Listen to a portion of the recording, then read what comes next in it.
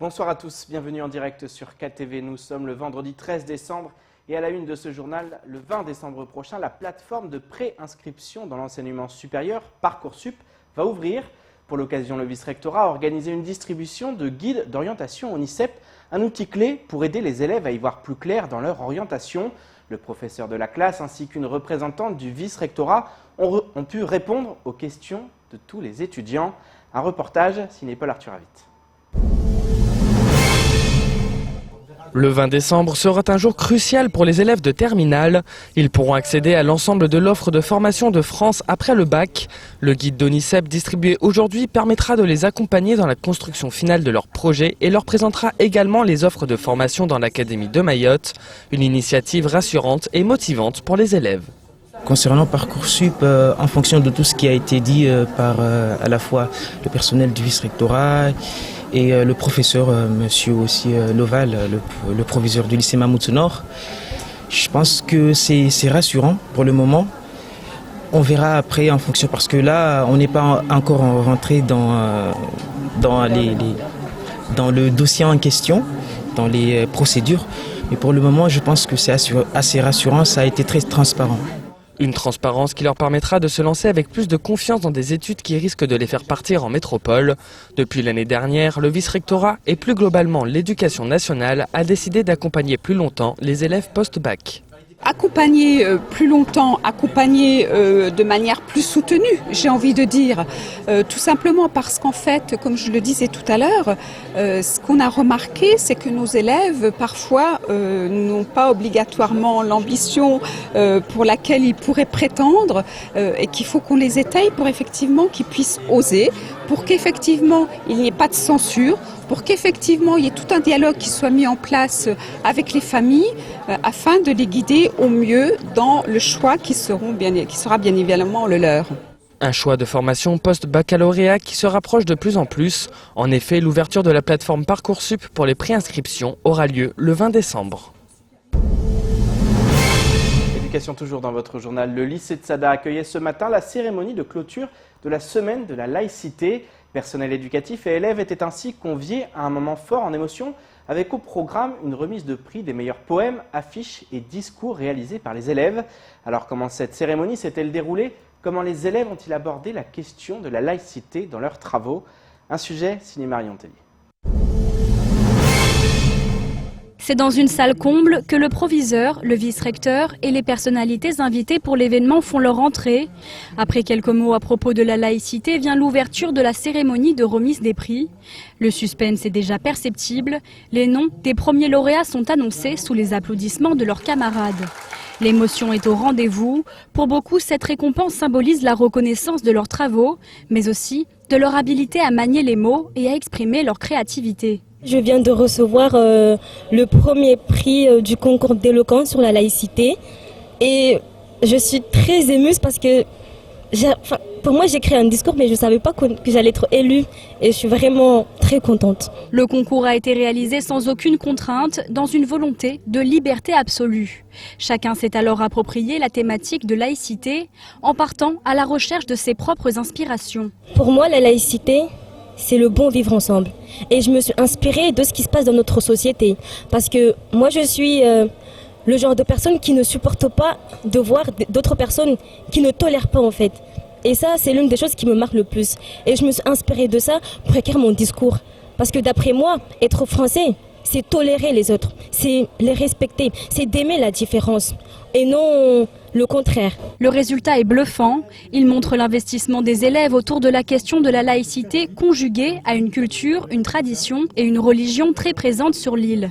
Ce que j'ai retenu ici, et notamment quand j'ai écouté les élèves qui ont gagné des prix d'éloquence, c'est qu'ils arrivaient dans leur discours à faire cohabiter une forte culture locale, une forte culture mahoraise qu'il revendiquait, et la défense des valeurs de la République, et notamment la défense de la laïcité, comme ils disent à la française. J'ai trouvé ça très intéressant, puisque dans leur discours, les deux étaient parfaitement compatibles. On peut défendre une culture locale avec ses traditions, avec une religion fortement présente, et on peut défendre la laïcité, qui est un principe de séparation des églises et de l'État, qui est un principe de liberté de conscience, et qui est un principe organisationnel qui défend la possibilité de chacun de croire ou de ne pas croire, d'exercer sa religion ou de ne pas l'exercer. Bon d'achat de 30 à 70 € ou encore enceinte Bluetooth. Ces artistes et orateurs en herbe ont de quoi bien commencer ces vacances de Noël. La cérémonie était aussi l'occasion pour le vice-recteur de prendre connaissance de l'avancement des travaux dans le lycée. En effet, 20 salles supplémentaires devraient prochainement ouvrir leurs portes aux élèves de l'établissement. Nous l'évoquions hier, la dématérialisation des déclarations et des paiements des cotisations devient une obligation en 2020. Cette offre de service a pour objectif de mettre à disposition des cotisants une offre globale allant de la consultation de leur compte cotisant à sa mise à jour en termes de déclaration et de paiement. Elle permet aussi d'améliorer la qualité des informations transmises par le bénéfice de la relation dématérialisée. Pour la CSSM et les employeurs, cela doit représenter un gain de productivité, une simplification administrative, un gain de trésorerie, mais également une meilleure fiabilité des données. Nous avons identifié quasiment tous les employeurs. Ça, c'est une chose. Donc, même si la personne ne passe pas par les offres en ligne, ces personnes-là sont identifiées. Donc, on attend les déclarations papier actuellement. Si on n'a pas les déclarations papier, des pénalités, des majorations de retard sont appliquées à ces personnes-là. Pour la déclaration en ligne, très spécifiquement, il est prévu pour les personnes qui ne passent pas par les déclarations en ligne, une pénalité de 0,20% pour toute déclaration qui arrive sous d'autres formes que la déclaration en ligne. Donc, des entreprises qui connaissent des difficultés, ils ont la possibilité de nous contacter et de demander un étalement de leur dette, un étalement de l'échéance. Donc, le plus important, dans un premier temps, c'est de respecter l'exigibilité et de nous envoyer la déclaration à temps. Et pour le reste, s'il y a des problèmes de trésorerie, nous contacter. Bien évidemment, si ça peut se faire en amont pour anticiper les difficultés ou nous prévenir, c'est encore une très bonne chose. Il est temps de faire le tour du reste de l'actualité locale avec notamment les évolutions du greffe du tribunal de commerce de Mamoudzou ou encore la future ZAC à Bandrélé. Au montage, Leslie Vimenet. Le conseil départemental de Mayotte éditait en juillet dernier un numéro hors série de son magazine d'information La Voix du département. Ce magazine était le premier d'une série de plusieurs numéros thématiques et un nouveau numéro vient de sortir. Il se penche sur la réorganisation des services départementaux. Selon le directeur général des services Mahafourou Saïd Ali, je cite, « La réorganisation des services telle que nous l'avons pensé est un processus continu, capable de s'adapter à l'évolution constante des besoins de la population mahoraise, mais aussi à l'évolution des compétences départementales. » Le magazine consacre des sujets à l'agenda de cette réorganisation, aux raisons qui l'ont motivé, à ses grands objectifs, tout en proposant un sujet lié aux conditions de travail ou encore aux grandes avancées que sont la mutuelle pour tous ou les tickets restaurants. Deux campagnes départementales sont relayées dans ce numéro, l'une sur les demandes de subventions en ligne, l'autre sur le rôle des PMI au quotidien. Le magazine est disponible en ligne sur le site internet de l'institution et sera diffusé dans les principaux lieux publics. À l'issue de réflexions menées par l'EPFAM en partenariat avec la communauté de communes du Sud et la mairie de Bandrélé sur le secteur Mjini de cette commune, il a été décidé d'engager le projet d'aménagement afin de répondre aux besoins en logement de la population de la commune de Bandrélé et plus généralement du sud de Mayotte. En conséquence, l'EPFAM et ses partenaires lancent une démarche de concertation avec la population qui constitue la première étape de la création d'une zone d'aménagement concertée, les fameuses ZAC. Dans ce cadre, l'établissement public foncier et d'aménagement de Mayotte invite la population à venir assister à la réunion publique du lundi 16 décembre de 16h à 18h à la mairie de Bandrélé afin de présenter les orientations générales du projet et de recueillir l'avis du public. D'autres rendez-vous sont prévus dans les mois qui suivent préalablement à la création de cette ZAC de Mjini. Il y a quelques mois de cela, plusieurs chefs d'entreprise dénonçaient les dysfonctionnements au greffe du tribunal de commerce de Mamoudzou. Jusqu'au 22 juillet dernier, ce sont les services du tribunal de grande instance de Mamoudzou qui assuraient le greffe du tribunal de commerce local, alors qu'en métropole, les greffes ont toujours fait l'objet de délégations de services publics. En avril 2019, un appel à projet a donc été lancé à La Réunion et à Mayotte pour confier le greffe à un prestataire privé. Guillaume Hamon a été nommé greffier du tribunal de commerce de Mamoudzou, mais également de celui de Saint-Denis. Il a pris ses fonctions le 22 juillet dernier. Depuis, les choses se sont rapidement mises en place, afin notamment de rattraper les retards qui pouvaient aller jusqu'à 7 mois à Mayotte sur les différentes missions, et notamment les délivrances des cabis. Par ailleurs, depuis 1 mois et demi, il est également possible d'acheter des cabis sur infogreffe.fr. Début 2020, il sera possible de réaliser l'intégralité des procédures de création de sociétés en dématérialisé. Il suffira de déposer sa demande de création sur infogreffe.fr. Parlons d'agriculture pour clore cette édition. Les besoins en fruits et légumes sur le territoire ne cessent de croître et l'agriculture locale est loin d'être en mesure de tendre vers l'autosuffisance. Dans ce contexte, l'une des solutions consiste à regarder du côté de nos voisins. La coopération régionale agricole est possible et certains ont décidé de passer des idées aux actes. C'est le cas de Hakim Nouridine, agriculteur mahorais. Son projet, importer des légumes issus de l'agriculture malgache. Le point dans ce sujet avec au montage Leslie Vimonet. Tous les habitants de Mayotte qui se sont déjà rendus à Madagascar n'ont pu qu'être envieux face à la richesse des étals malgaches. Les marchés sont chaque jour alimentés par une incroyable quantité de fruits et de légumes. De quoi donner des idées à des agriculteurs locaux comme Hakim Nouridine qui souhaite se lancer dans l'agriculture croisée.